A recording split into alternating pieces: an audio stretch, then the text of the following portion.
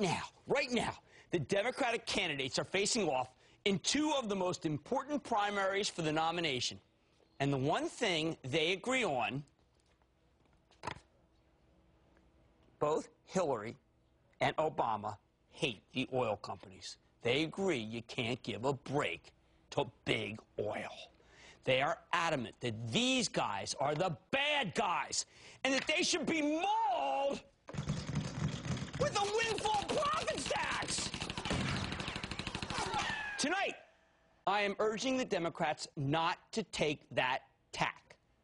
I am pleading. I'm on my knees here. I plead that they not take a punitive stance, at least toward the companies that are drilling for natural gas. Why?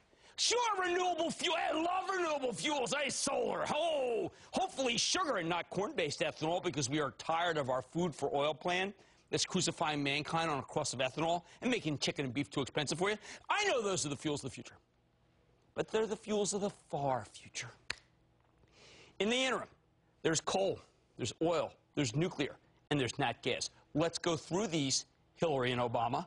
Coal, clean coal, oxymoron. Nukes, not in my backyard. Oil, running out. Natural gas, bingo! That was easy. It's clean. It's plentiful. That's right. There are still many finds to be had. Witness the Marcellus Shale in Pennsylvania, which could be an enormous source of natural gas and jobs. And it's just now being developed.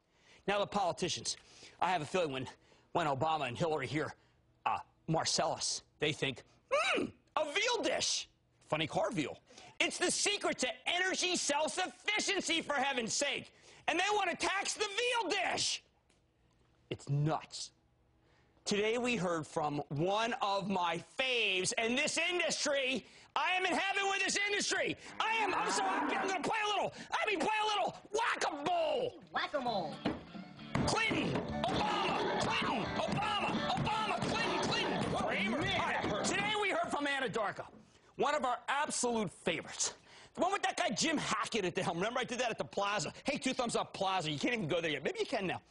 Anyway, we brought him back on March 25th. Yeah, we brought Jim onto the show. He's a handsome and powerful man, to quote Gene Simmons.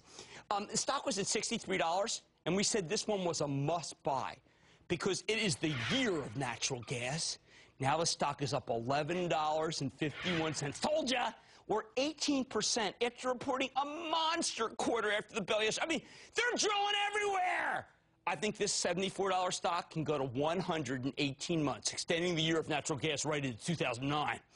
Anadarko, unlike Exxon, wake me up, which is a big bank that's just buying back $8 billion in stock, Anadarko is a believer and has been a believer in higher prices. I'm a believer. Hey, Neil Diamond, another network. I'm on the other. All right. It's bidding on land. It is buying leases. It is a combination of the nut job featured in There Will Be Blood and the Ewings in Dallas for the older and therefore less valuable demographic. In fact, the incredible drilling race between Anadarko and Chesapeake in the Marcellus Shale reminds me of that whole season when Cliff Barnes was drilling against Bobby Ewing. And for the record, I was always a Barnes fan. They are going all out against each other, and I'm loving it. Producing natural gas for our country. I'm calling it energy self-sufficiency. The politicians must recognize that these companies are the future. And the integrated oils, which only somewhat believe in higher prices, have little or no growth. But the natural gas companies that are drilling like mad, they're all about 15% growth. How many companies do we have? Hey, you have any of those old techs growing at 15%? These are at 15% for as far as the eye can see. They have visibility, maybe even more, because they predicted higher prices, and they're operating on that correct assumption. These are wildcatters. And I'm going to list the wildcatters so you know what to buy anytime they're down. And they tend to go down midday when I'm not on. I mean, look, I would like to have the whole Cramer network. I admit it. I'm enough of an egomaniac to think I'd like to start at 6 and end at 7, block out everybody else. But that's not the plan, because I am a team player. Anyway, here they are. Devon, Apache, which was stupidly down the other day off of a great quarter, Anadarko, Southwestern, Chesapeake, and XTO, whose CEO, Mr. Simpson, stood right here, along with some of these other clowns. I mean, no, hey, just kidding. All right, anyway, these are all Cramer faves. Oh, he might have been over here. Oh, Jeff Zucker, most important man in the world. I didn't mean to do, I thought Iron Man was a Universal movie. I never would have done it, Jeff. I'm sorry. I was way out of line. Anyway, we have had CEOs of all but Southwestern on the show. We got to remedy that pronto. After the Big Six, there's the emerging player, El Paso, which I like so much I bought the company, or at least shares in it for my charitable trust, actionalertsplus.com. El Paso just had a great find today off the coast of Brazil. These guys are drilling. How about the old-timers? And Cana, still flush. Yeah, you pronounce it like you have a Philadelphia accent. And Conoco, which they all laughed at, a la Carey when it bought Burlington, then the largest natural gas player. Who's laughing now? Didn't you love the fact that Travolta did his best work in that, drenching her in blood? How about Ultra Petroleum, UPL, after the bell with a monster good beat? And don't forget Neighbors and Halliburton as domestic drilling land plays for nat gas. Anadarko said today that rates are going up.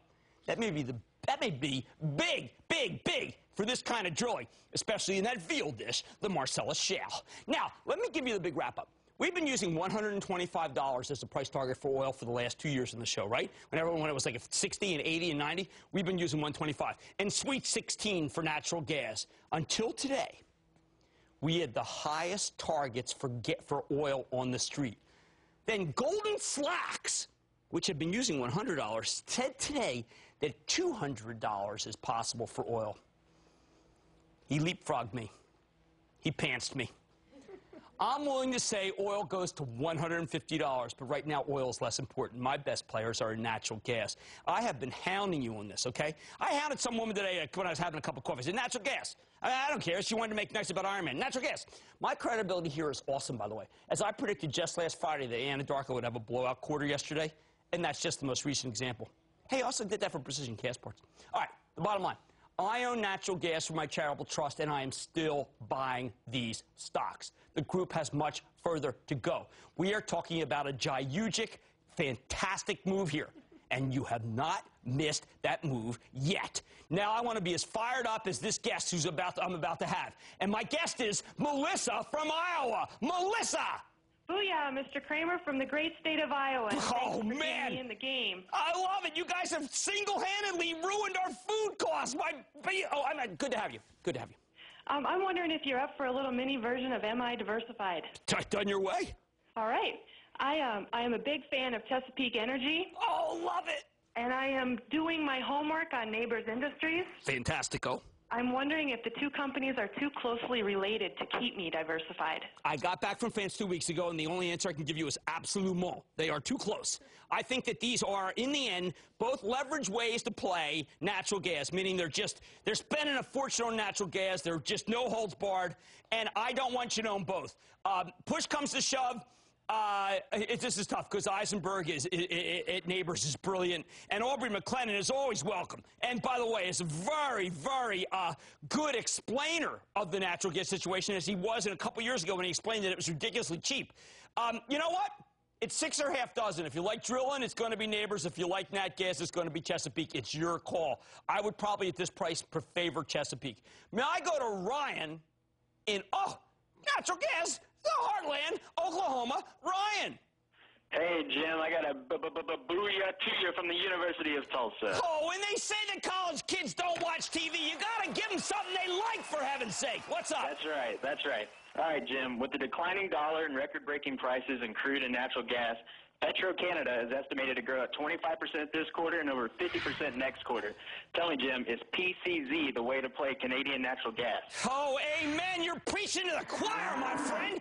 That is a dynamite stock. I have liked it. I also like Canadian Natural Resources. I mean, I don't want to slight anybody here. I like Suncor. But yours, Petro-Canada, it shows me that you and perhaps your whole state have, yes, indeed, horse sense. Can I go to Kyle in Texas, please? Kyle. Jim. Kyle. Big Texas booyah to you. Oh, man. Cookie booyah back at you. Thanks, Jim. Thanks for taking my call. I just want to say up front, I love all the work that you've done on natural gas and believe it's definitely a solution to many of our energy problems. Right. With that being said, I want to talk about XTO. The stock got hammered after earnings on April 23rd. but I've seen a nice bounce since then. I think it blows through 80. What do you think? I agree with you. You know why it went down? You know why it went down when they reported? Because of morons who were selling it knew less than the people who were selling Apache the other day. We can thrive over this factor. I call it the moron factor. People who know less than you and I do about what happens when a great quarter happens. I could not believe that XTO sold off. They raised all of their forecasts. They gave you a sense of visibility, and people sold it. That's why I keep coming back to the fact that this game, the stock market, is the greatest game in the world, because there are morons who pull the trigger. They know nothing. We know something. We can make money from them, and I thank you. I thank you for playing an XTO, which I own for my channel trust, and I think goes much higher. I like your price target. This is the year of natural gas, and my wildcatters, everybody but Barnes and Ewan, are going much higher. Stay with Cramer.